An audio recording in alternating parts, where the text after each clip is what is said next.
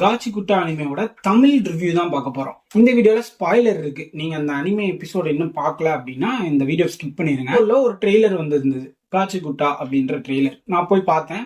பார்க்கும்போது எனக்கு என்ன புதுசா ஃபீல் ஆச்சு அப்படின்னா, அனிமேஷன் ஸ்டைல் எனக்கு ரொம்ப பிடிச்சிருந்தது. அது மட்டும் இல்லாம அனிமேஷன் ஸ்டைல்ல வந்து ஸ்கெட்சில் பண்ண மாதிரியே இருந்தது. இல்லை இன்டென்ஷனலா கேரக்டர்ஸ்லாம் வரைஞ்ச மாதிரியே இருக்கணும்ன்றதுக்காக, அதாவது ஒரு ஸ்கெட்சில் வரைஞ்ச கேரக்டர் எப்படி பேசும், நடக்கும், போகும், இந்த மாதிரியான ஒரு இது அனிமேஷன் ரொம்ப நல்லா இருக்கு. டிஃப்ரெண்டா இருந்தது. எனக்கு அது பிடிச்சிருந்தது பர்சனலா. ஸோ அது ஒன்று பார்க்கணும்னு நினைச்சேன். பர்சனலா இந்த அனிமே ரொம்ப பிடிச்சிருந்துச்சு. அந்த 23 மினிட்ஸ் எபிசோட் எப்படி முடிஞ்சிச்சுன்னே எனக்கு தெரியல. தமிழ் டப்பிங் வந்து நல்லா இருக்கு. அதாவது எப்பவுமே தமிழ் டப்பிங் கிரன்ச்சி ரோல்ல என்னென்ன டீம் பண்ணுவாங்களோ அதே ஆளுங்க தான் பண்ணியிருக்காங்க.